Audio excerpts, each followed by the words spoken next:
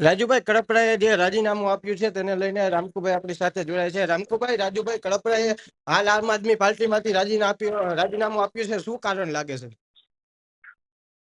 અત્યારે જે રાજીનામું આપ્યું છે એ સમાચાર મને સવારમાં મળ્યા. એટલે જે આમ આદમી પાર્ટીમાં અંદરનો જે વિખવાદ ચાલતો હતો, એકબીજાના નેતાઓને અપ ન થાય એના માટેનો જે મલપા સંઘર્ષ હાલતો હતો, એના કારણે કઈ કંટાળી અને રાજુ કરપડાએ રાજીનામું આપ્યું છે. તમને કોનું કારણ શું લાગે છે? કોના એકબીજાના વિખવાદ હોઈ શકે એમાં? વિખવાદમાં ઈ જ છે, જે બે ત્રણ નેતાઓ છે આમ આદમી પાર્ટીના મેન, એ લોકો ને આ રાજુ કરપડા ને ગજગ્રહ હતો. અને રામકુભાઈ, હું એ વાત કરીશ કે જે રાજુભાઈ કડપડા જેલમાંથી છૂટવાના હતા ત્યારે તેઓ આગલા દિવસે રાતે જ જતા રહ્યા હતા. બીજા દિવસે આમ આદમી પાર્ટી દ્વારા તેમનું સ્વાગત રાખવામાં આવ્યું હતું. પરંતુ રાજુભાઈ કડપડા આમ આદમી પાર્ટીથી નારાજ હોય તેવું આમાં સ્પષ્ટપણે દેખાઈ રહ્યું હતું. તમને શું લાગે? નહીં, જે તે વખતે ત્યારે થયું ત્યારે કોર્ટનો જ નિર્ણય હતો. કોર્ટે જે જામીન આપ્યા હતા એ જામીનમાં 11 શરતો સ્પષ્ટ લખવામાં આવેલી હતી કે ભાઈ કોઈ સભા સરઘસ આ તે કરવું નહીં, અને એ શરતોના પાલન માટે થઈને તે દિવસે નીકળ્યા હતા. ને એમાં ત્યારે જે બીડા પહોંચવા પડે એમાં બીડું રાજુ કરપડાનું એકનું જ પહોંચ્યું હતું. બીજા 6 બીડા જે પાછળ હતા એ બીડા પહોંચી શક્યા નહોતા. એટલે ત્યારે કોઈ આ બાબત હતી નહીં. પણ રાજુ કરપડા બહાર આવ્યા પછી આ જે ઘટનાઓના જે જાણ્યા પછી એને ખબર પડી કે ભાઈ આમાં પાર્ટીના લોકો સામેલ હતા. એટલે એના કારણે એની નારાજગી હતી. પણ આ રામકુભાઈ, તમને એવું લાગે છે કે રાજુભાઈએ જે આ લડાઈ આપી હતી બોટાદ કાંડમાં, જે ખેડૂતોને ન્યાય અપાવવા માટે લડ્યા હતા, તેને લઈને પણ કઈ અંદરો અંદર વિરોધ હોય અથવા તો વાંધોજનક લાગ્યું હોય અને રાજુભાઈ પ્રત્યે ઓલી કરી હોય નારાજગી? એના પછી રાજુભાઈ જો 4.5 મહિના જેલમાં રહ્યો હોય તો પાર્ટીના આગેવાનો, પાર્ટીના નેતાઓને, રાજુ કરપડાના પરિવારની એક પણ આગેવાને કે એક પણ નેતાએ મુલાકાત લીધી નથી.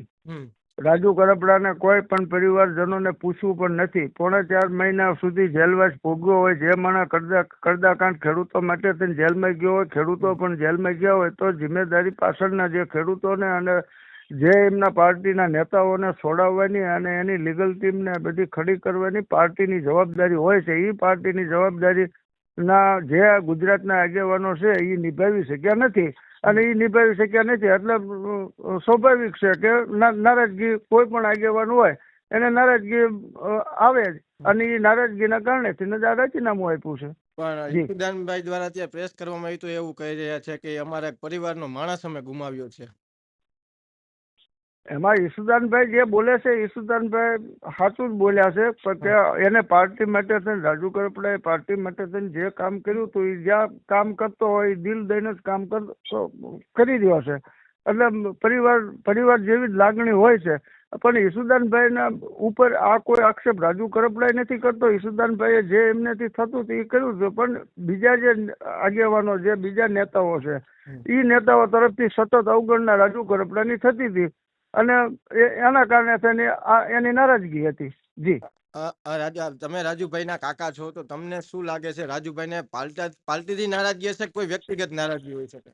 વ્યક્તિગત નારાજગી, પાર્ટીની કોઈ નારાજગી નથી, વ્યક્તિગત નારાજગી હતી. ને એમાં જે ગુજરાતના 1-2 જે નેતાઓ છે એ પાર્ટીને હેક કરી અને બેઠા છે. અને એના કારણે થઈ અને જે મેસેજ પાર્ટી તો દિલ્હીથી જે સૂચના આપતી હતી પણ પાર્ટીને સાચા મેસેજ જ આ લોકો પહોંચવા દેતા નતા. એટલે પાર્ટીનું હું ન કહી શકું, પણ વ્યક્તિગત રીતે નારાજગી રાજુ કરપડાને હતી. જી રામકુભાઈ, રાજુભાઈ કડપડા હજી આ જ રીતે લડતા રહેશે ખેડૂતો માટે? ચોક્કસ ખેડૂતો માટે અમે હમણાં પાર્ટીમાં જોડાઈને લડશે કે કોઈ પક્ષ વિના પણ લડશે? પાર્ટીમાં જોડાવું ન જોડાવું એ રાજુ કરપડાની પોતાની વિચાર પ્રમાણે એને હાલવાનું હોય, એને નિર્ણય કરવાનો હોય. પણ અત્યારે ખેડૂતોનો જે છે એમાં ખેડૂતો બાબતમાં જે લડશે, ખેડૂતોના સંગઠન અથવા નવું સંગઠન બનાવીને લડશે. એટલે આગામી સમયમાં અમે 10 થી 15 દિવસમાં અમે ખેડૂતોનું સંમેલન પણ બોલાવવાના છીએ.